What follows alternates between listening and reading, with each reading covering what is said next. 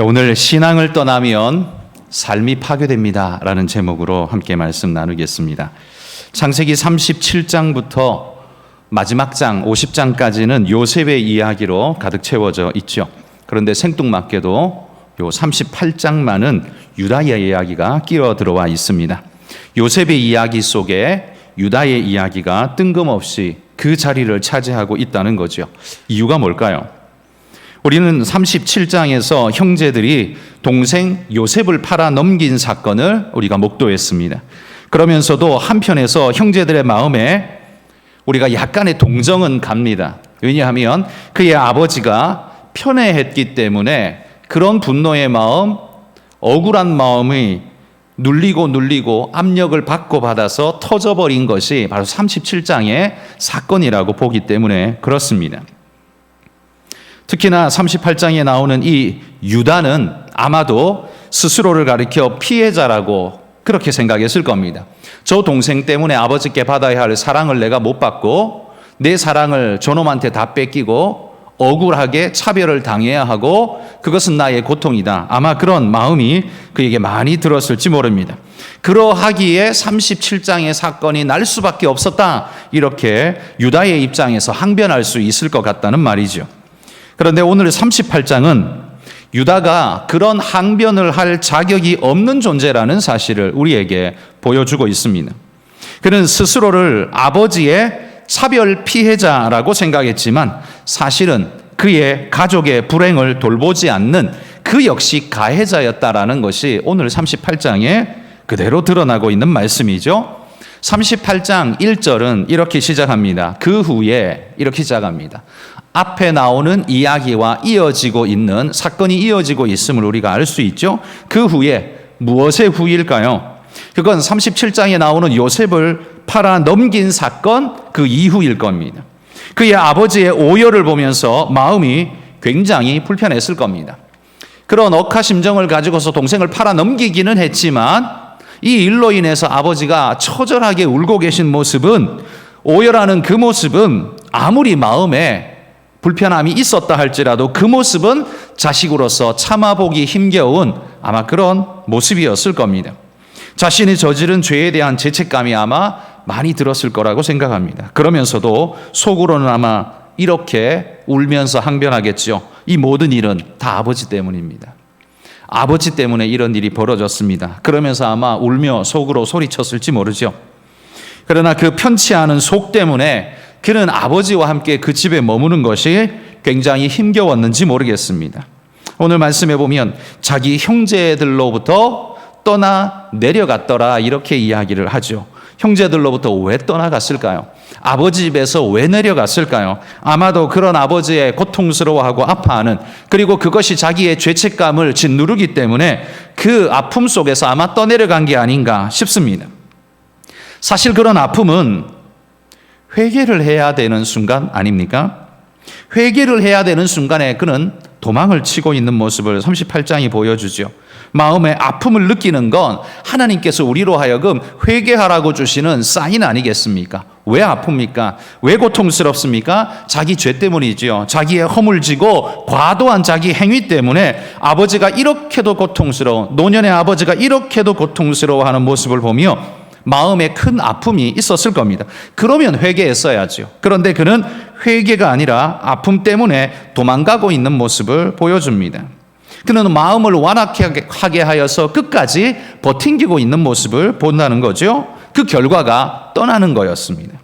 그러나 그 떠남은 오늘 38장이 말해줍니다. 그건 답이 아니다라는 사실을 말해주죠. 그 떠남은 오히려 또 다른 죄를 양산하는 일이 되고 말았다라고 38장이 말합니다. 자, 38장 어디로 그가 떠나 내려가고 있습니까? 아둘람 사람 히라와 가까이 하니라 이렇게 말합니다. 가나안 사람이었던 히라, 그가 거하는 아둘람이라는 성읍에 내려가서 그와 함께 거했다는 말입니다. 언약 백성의 공동체를 떠나서 가나안 공동체로 자신의 위치를 이동시켜 버린 거죠. 그리고 거기서 살았다는 말입니다. 이 부분의 말씀은 제가 지난 12월 한 3개월 전에 금요기도회 시간에 38장 1절 한 절 가지고 제가 말씀을 금요일 날 드렸습니다. 그때 제가 충분히 드렸다고 믿기 때문에 이 부분은 넘어가겠습니다. 자, 그는 가나안 땅의 히라와 함께 하면서 그들처럼 살았습니다. 그래서 가나안 여자를 소개받고 자기 아내로 맞아들입니다. 그리고 세 아들을 낳습니다. 큰 아들이 엘, 오난, 셀라 세 명의 아들을 낳게 되는데 이 큰 아들이 장성하여서 결혼할 때쯤 되자 며느리를 얻게 됩니다. 그런데 역시 이 며느리 역시 가나안 여자였겠죠. 그리고는 7절에 보시면 장자 엘이 여호와 보시기에 악을 행하였으므로 이렇게 말합니다. 도대체 무슨 악을 그가 행했기에 하나님께서 그의 악함을 이렇게 지적하고 있는 걸까요? 그의 악함이 뭔지는 모르지만 분명히 하나님 눈에 이 엘은 악하다라고 낙인 찍히고 그 처벌이 죽음으로 올 수밖에 없는 큰 죄를 짓고 있었던 거죠. 유다의 허물이 마치 유산처럼 그의 아들 엘에게도 유산처럼 흘러내려가고 있는 걸 봅니다. 무슨 죄인지는 모르지만 하나님이 심각하게 여기시는 죄를 이 엘이 가지고 있었다는 거지요. 아버지로서 아들의 죽음을 본다는 사실이 얼마나 괴로웠을까요? 사실 유다는 두 번째 기회를 맞은 거죠. 아버지의 오열을 보면서 회개의 기회가 있었는데 놓쳤고, 그리고 두 번째, 자기 장자가 죽음으로 인해서 그 고통을 보면서 내가 무슨 죄를 지었는가 하나님 앞에 돌아보며 회개할 시간을 하나님이 또 한 번 주셨는데 여전히 이 유다는 하나님 앞에 돌아가지 않습니다. 회개하지 않습니다. 적어도 이런 두 번의 과정을 거친다면 내게 무슨 큰 죄가 있고 하나님 앞에 회개할 모습이 있나 보다 하고 자기를 돌아볼 만도 한데 그는 그러지 않았습니다. 그리고 그 다음 일로 그냥 자연스럽게 넘어가 버립니다. 아들 죽은 건 죽은 것이고 넘어가 버립니다. 그 당시 사회적 법도에 따라서 형이 자식이 없이 특별히 유산을 이어 물려받을 아들이 없이 죽으면 동생이 형수를 취하여서 그 형의 계보를 이어주는 것이 그게 그 당시의 법도였습니다. 그러니까 동생이 형수를 취하여 아들을 낳으면 그 아들을 자기 호적에 올리는 게 아니라 형의 호적에 올려서 그 계보를 이어가도록 하는 것이 그게 그 시대 사회의 법이었다는 거죠. 그래서 이 유다도 그 시대 사회의 법을 따라서 그 동생 오난에게 너 형수에게 들어가서 형의 마땅한 책임을 네가 잘 이어가라 라고 명령하죠. 가족의 도리를 네가 다 하라는 겁니다. 그런데 또 놀랍게도 이 오난이 어떻습니까? 이 오난이 또 사악했습니다.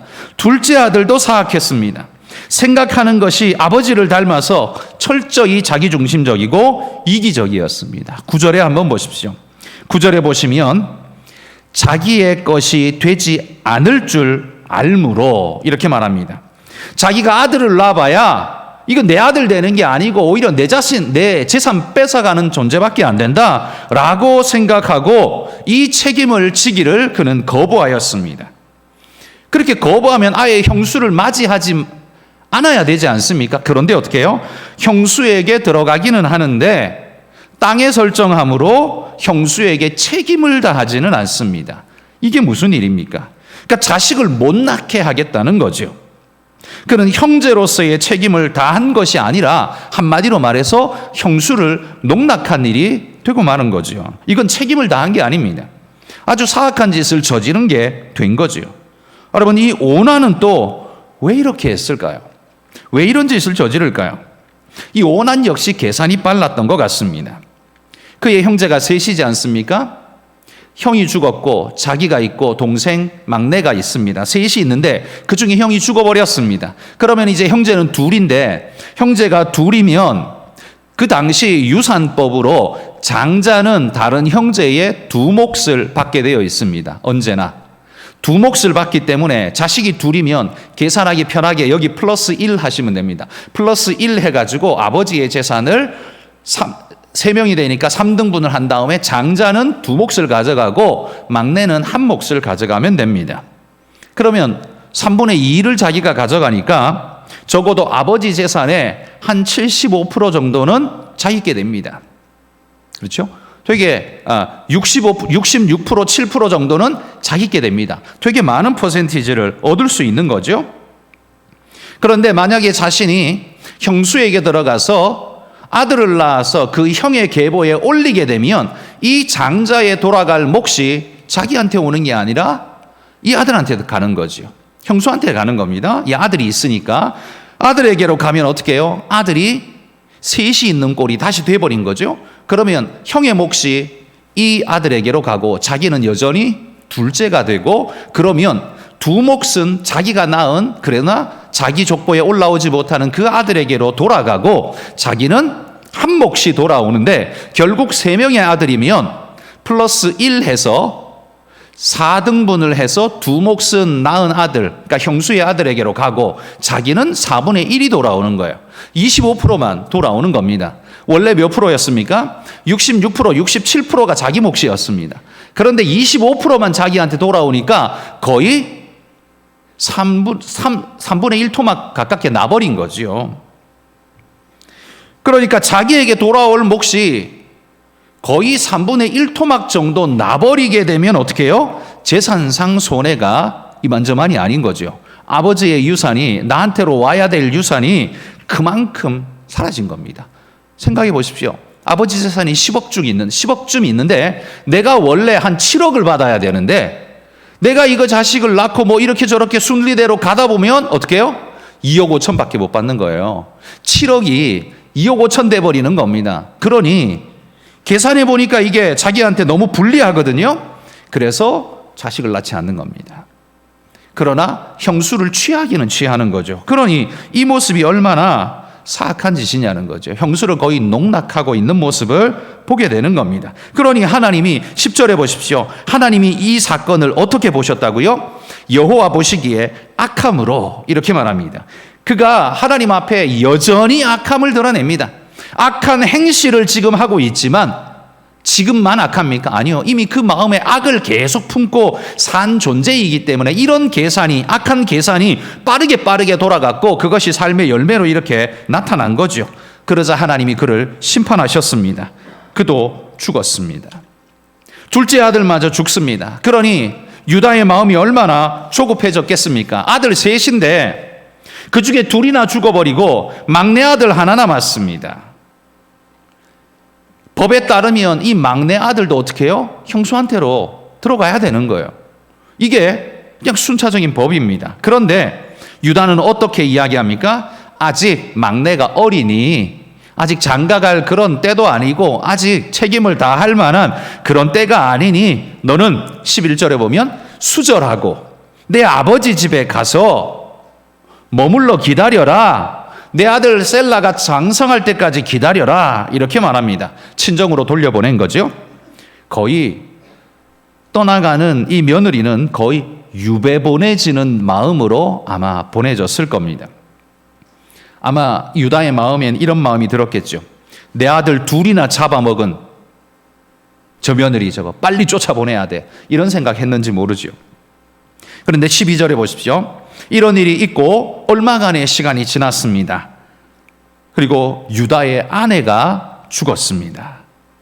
몇 년이 지났는지 모르지만 아마 몇 년이 지난 것 같아요. 그걸 어떻게 알 수 있냐? 14절 중반에 보면 셀라가 장성함을 보았어도 자기를 그의 아내로 주지 않음으로, 이런 표현이 나옵니다.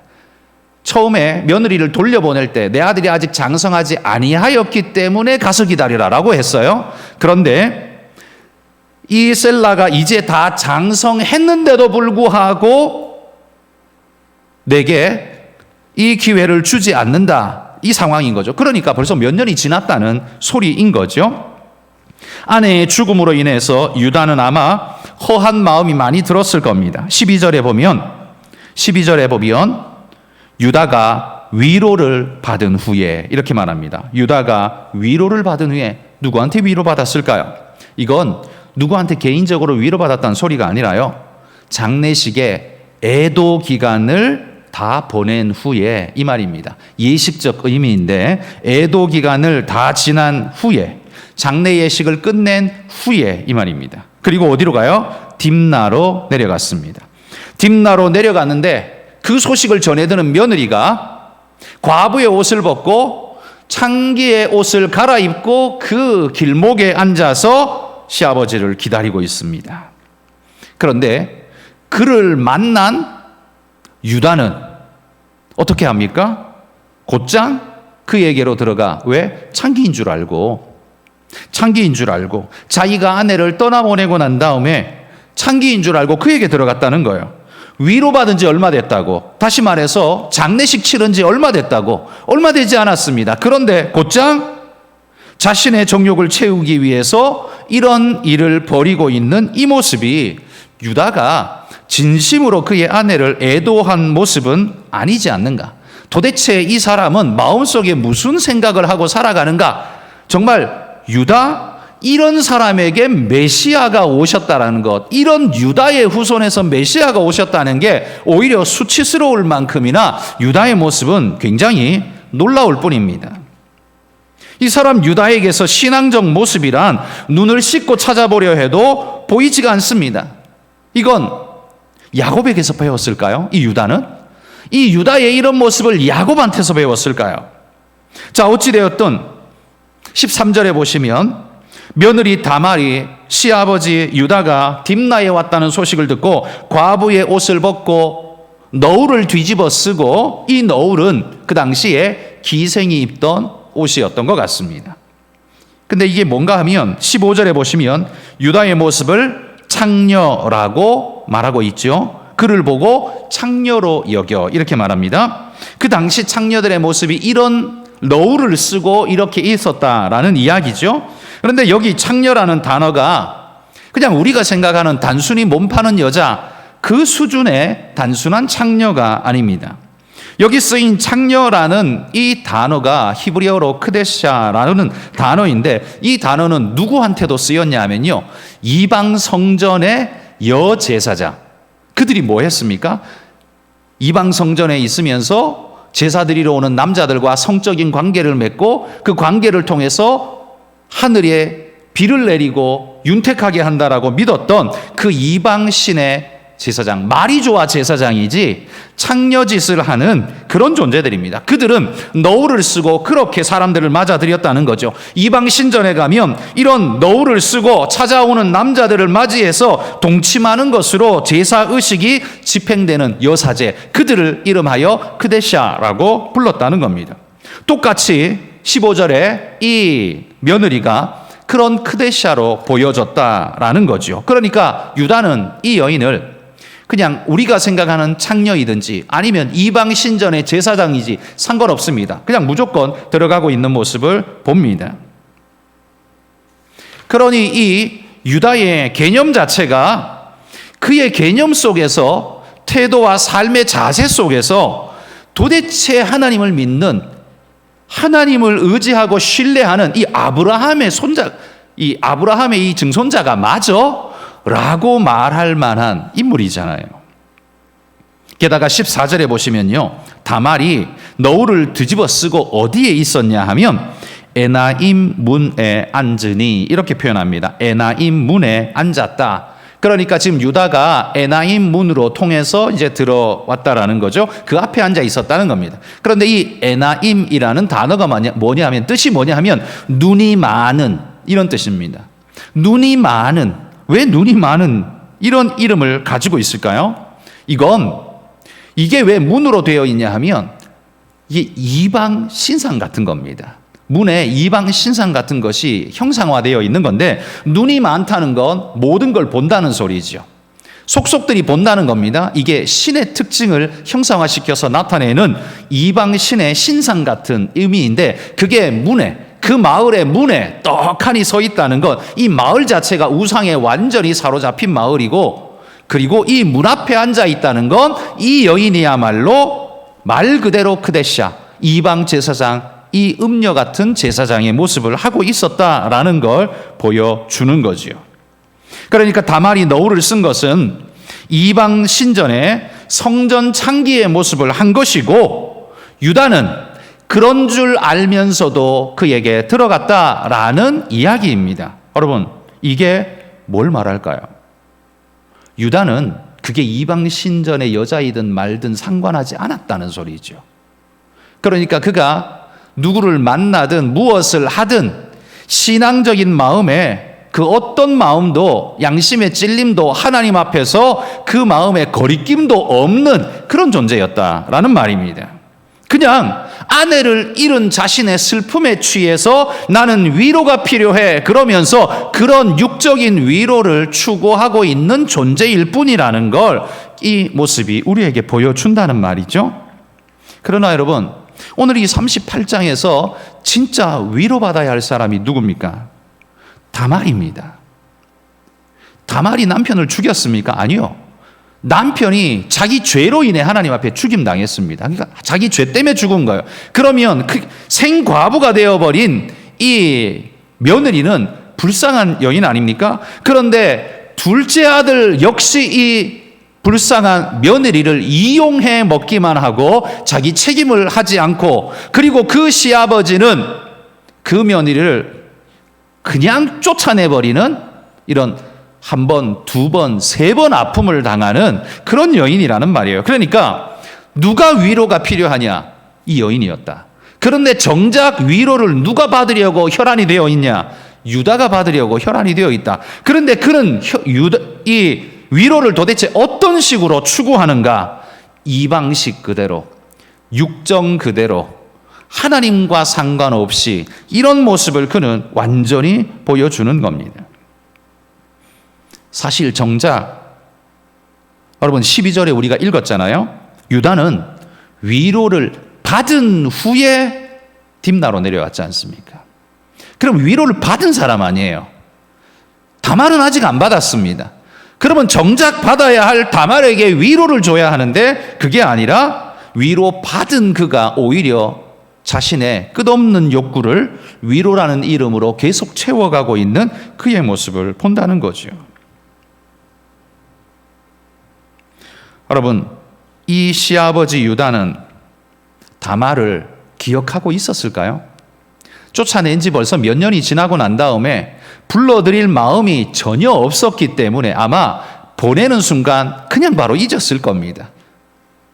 그러니 다말이라는 존재, 자기 며느리의 존재를 아마 안중에도 가지고 있지 않았을 겁니다. 그건 뭘 말합니까? 다말이 오늘도 오늘이나 내일이나 부를까 하고 기다리는 애타는 심정에 대해서 하나도 모른다는 소리죠. 남편을 잃고 또 죄책감에 자기 시동생까지 잃고 그것이 자기의 책임인 양 무거운 마음을 가지고 쫓겨나서 있는 그 마음이 얼마나 무거웠겠습니까? 그런데 유다는 그런 마음에 대한 이해가 하나도 없는 사람이었다는 거죠. 그러면서 자기 위로에만 급급하며 자기를 채우는 것에만 급급한 존재, 그게 누구냐? 유다다라고 오늘 고발하고 있는 겁니다. 더 안타까운 건 그가 유욕을 채우는 모습 또한 장사 지낸 지 얼마 되었다고, 이것도 그의 허물이지만 그거보다 또 하나 허물진 건 뭡니까? 유다의 모습 속에서 신앙적 구별 의식이란 게 하나도 보이지 않는다는 것. 해야 될 것과 하지 말아야 될 행동의 구분선이 하나도 없다는 것. 세속적이고 죄악의 길을 걸어가도 마음의 저항감이 하나도 없다는 것. 이게 유다의 가장 큰 안타까운 모습이지요. 도대체 유다는 무슨 생각으로 지금 살고 있는 걸까요? 아브라함의 가문에서 어떤 이런 자가 태어났을까요? 철저하게 자기 생각만 할 뿐 남의 아픔은 아랑곳하지 않는, 그것도 가족의 아픔을 아랑곳하지 않는 그런 존재. 아버지의 아픔 외면하고 고개 돌리고 왔습니다. 자식의 죽음 그 앞에서도 여전히 아무 생각, 회개 없이 돌아보지 않고 그냥 직진했습니다. 자기 아내의 죽음, 그 죽음 이후에 곧장 기생을 찾아 들어가는 모습, 그게 바로 유다의 모습입니다. 오늘 보여주고 있는 유다의 모습은 동정을 받을 자격이 하나 없는 존재라는 걸 우리에게 보여주는 거죠. 자, 이렇게 그가 며느리인 줄도 모르고 창기인 줄 알고 이 창녀에게 들어가 그에게 대가로 염소 새끼를 주기로 했습니다. 그런데 지금 염소를 뭐 가지고 오지 않았으니까 그러면 그거 줄 때까지 뭘 담보물로 줄 것이냐라고 하니까 도장과 끈과 지팡이를 그냥 자기한테 있는 것 중에 자기를 증거할 수 있는 그거 그냥 불쑥 내민 거죠. 그럼 도장이 뭡니까? 도장은 자기 신분을 보장하는 물건 아닙니까? 사실 굉장히 중요한 거죠. 그런데 지금 자기 신분을 보장하면서 이것을 줄 수 있는 게 그거밖에 없었습니다. 도장을 줍니다. 끈은 그 도장에 묶여 있는 끈은 목에 메고 이 도장을 계속 보호할 수 있는, 보관할 수 있는 그냥 끈입니다. 그 끈, 그리고 지팡이에는요, 그 지팡이의 주인 이름을 새겨서 이 지팡이는 누구 거라고 새겨 놓기도 했다고 합니다. 어찌됐든 도장과 끈과 지팡이는 다 뭘 말해줘요? 유다를 말하는 징표입니다. 유다 거라는 징표예요. 그리고 3개월이 지나갑니다.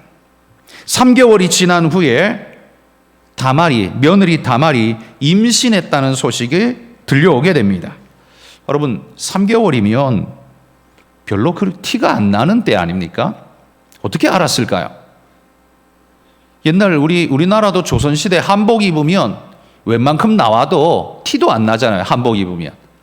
이 유대인들도 통으로 짠 통옷을 입습니다. 통옷은 웬만큼 나와도 티도 안 날 겁니다. 그런데 3개월인데 어떻게 알았을까요? 3개월쯤이면 보통 입덧을 하고 그런 과정의 시간들이죠. 아마도 이 다말이 입덧을 하면서 그의 증상을 숨김없이 드러냈던 것 같습니다. 보통 이걸 숨기려고 마음먹으면 좀 아닌 척하고 어떻게든 했겠죠. 그러나 다말은 그럴 필요가 없었습니다. 왜? 빨리 유다에게로 그 집안으로 돌아가야 되니까.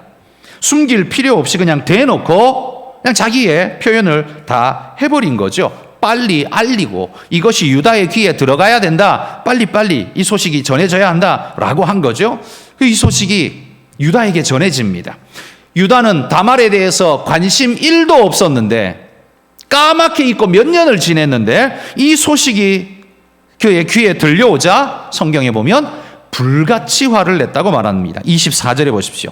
24절에 보면 그가 그의 며느리를 어떻게 하라고 명령합니까? 24절 끝에 보면 끌어내어 불사르라 이렇게 말합니다.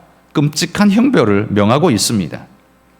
그런데 여러분, 율법에 보시면 하나님이 사람을 불태워 죽이라고 말한 거 있습니까? 없습니다. 돌로 쳐 죽이는 건 있는데 사람을 불태워 죽이라는 명령은 없습니다. 그러니까 이 불태워 죽이는 건 이건 누구의 관습이냐면 우상 이방의 관습인 거죠. 그러니까 이방적 관습에 완전히 찌들어가지고 분노도 지금 이방의 풍속으로 지금 쏟아내고 있는 유다의 모습을 보여줍니다. 자신의 죄는 한 개도 보지 않고 남의 허물만 이만하게 보면서 분노를 여과 없이 쏟아내면서 나는 분노해도 마땅해 라는 식의 모습을 지금 보여주고 있죠.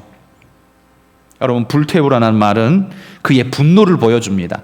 유다가 얼마나 분노했는가를 보여주죠. 그의 극심한 분노가 불타오르듯 했다라는 걸 보여줍니다. 그리고 또한 그 불태우라는 말은 유다가 얼마나 이방화되어 버렸는가를 보여주고 있습니다. 38장 1절에서 그가 아버지 형제들에게서 떠나 그 친구에게로 가버린, 가나안 사람 그 친구에게로 가버린 그 모습이 유다를 이렇게 만들어 버렸다는 거죠.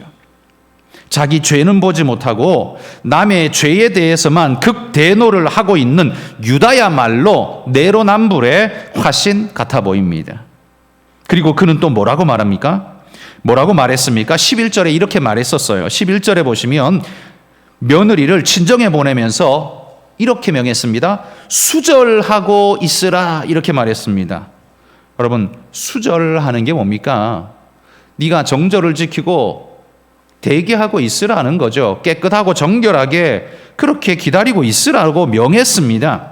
며느리에게는 수절하라고 명하면서 자신은 여기저기 쫓아다니면서 별짓 다 하고 다니는 이방의 관습을 따라 비신앙적 행태를 여과 없이 보여주고 있는 이 유다의 모습은 정말 눈뜨고 보기 민망스러운 모습을 보여주고 있습니다. 게다가 끝까지 자기중심적인 모습을 보여주고 있습니다. 그러니까 요셉을 팔아 넘긴 것도요, 피해의식에 찌든 모습이지만 결국 자기중심적이었던 유다의 죄 때문이라는 걸 우리에게 오늘 보여주고 있는 겁니다. 여러분, 이게 유다입니다. 오늘 말씀을 정리해 봅시다.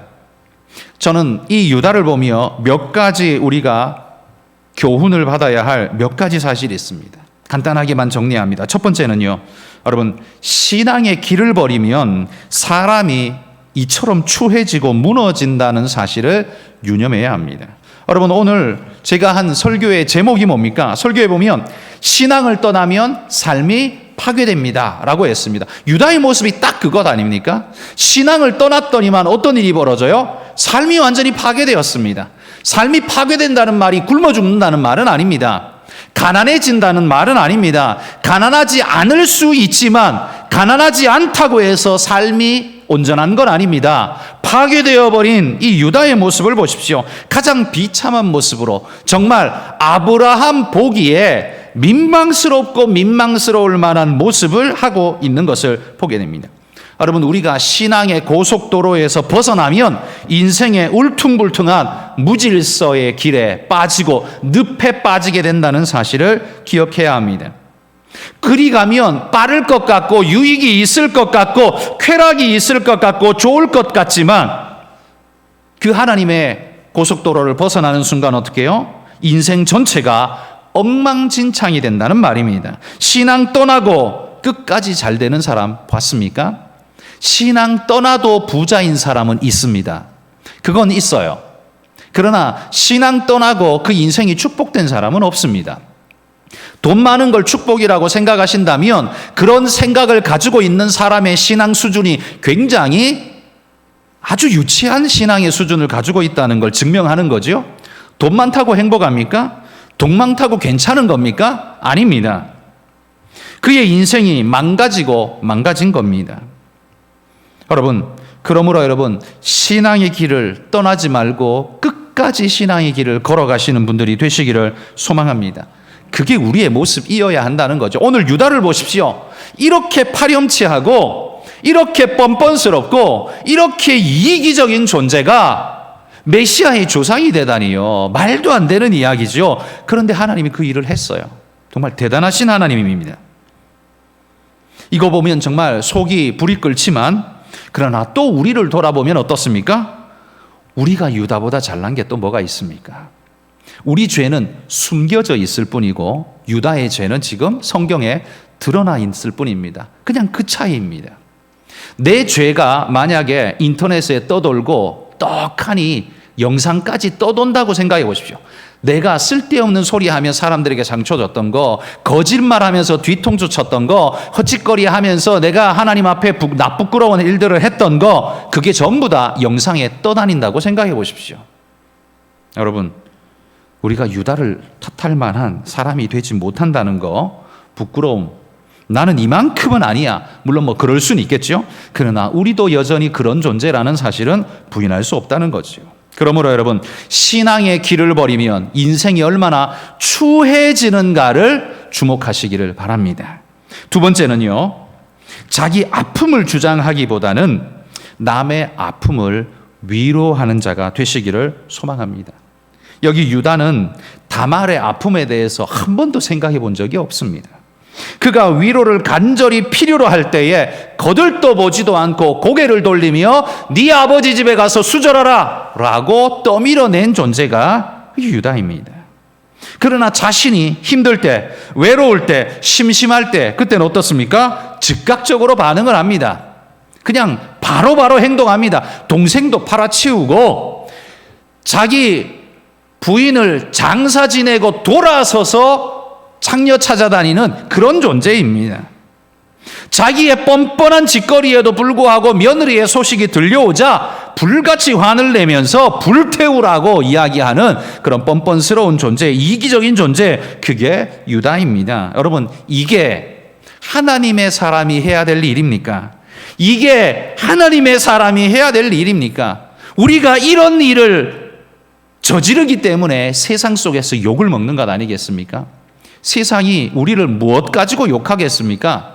그들은 그냥 도덕을 가지고 욕합니다. 딴 기준 없습니다. 도덕. 여러분, 우리가 신앙인이라면 적어도 도덕보다는 높아야 하는 것 아닙니까?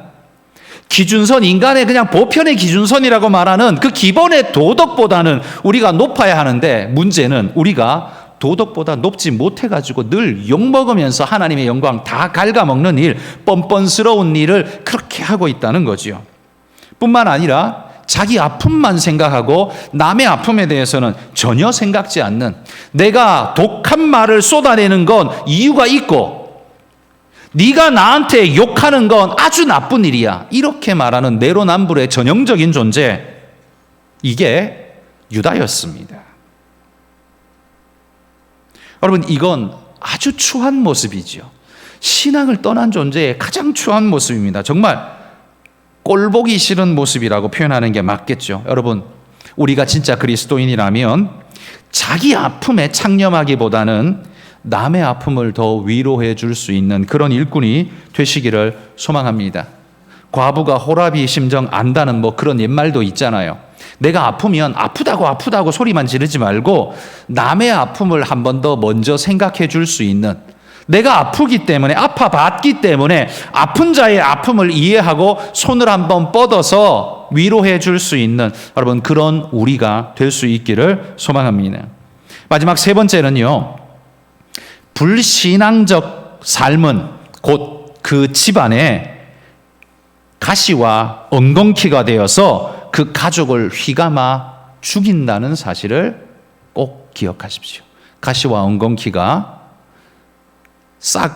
나무 싹 틔워서 올라온 그 곡식을 휘감아서 죽여버리든, 여러분, 우리 안에서 나온 죄의 가시와 엉겅퀴가 우리 가족의 쓴뿌리가 되어서 우리 가족을 죽여내는 겁니다.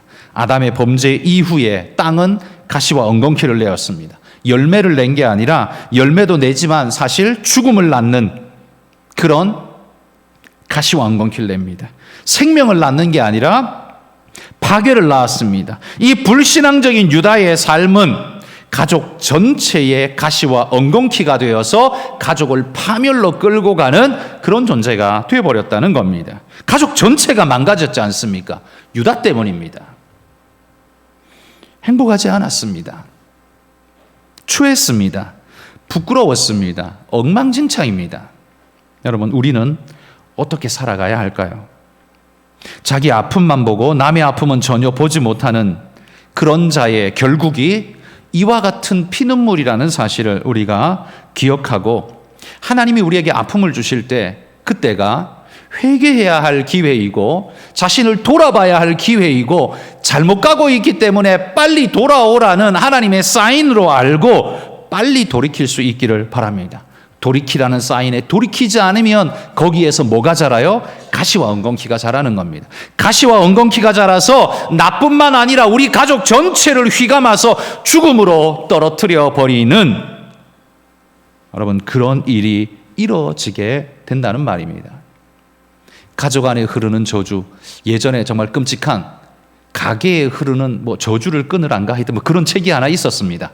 제목 자체에서부터 굉장히 좀 섬뜩한 그런 책이었는데, 제가 별로 좋아하지도 않는 책이고 읽지도 않는 책이지만 제목 자체가 기억에 남습니다. 여러분, 어찌됐든 이 유다처럼 나 때문에 우리 가족에 가시와 엉겅퀴가 생겨서 자식들의 숨통을, 그리고 가족의 미래를 집어삼켜버리게 된다면 이게 얼마나 끔찍한 일입니까? 여러분, 우리가 하나님을 잃어버리고 하나님의 그 복음의 고속도로에서 벗어나게 되면 이런 일이 벌어지게 됩니다. 은혜의 길을 벗어나면 돈은 많이 벌 수 있을지 몰라도, 내 이름은 좀 날릴 수 있을지 몰라도 우리는 저주의 가시와 엉겅퀴에 뒤엉켜 지옥에 떨어지는 끔찍한 결과를 낳을 수 있다는 사실을 기억하고, 여러분, 말씀 앞에 바로 서는 게 이게 얼마나 복된 일인가를 기억하고 살아가는 믿음의 일꾼들이 다 되시기를 주의 이름으로 축복합니다. 기도하겠습니다.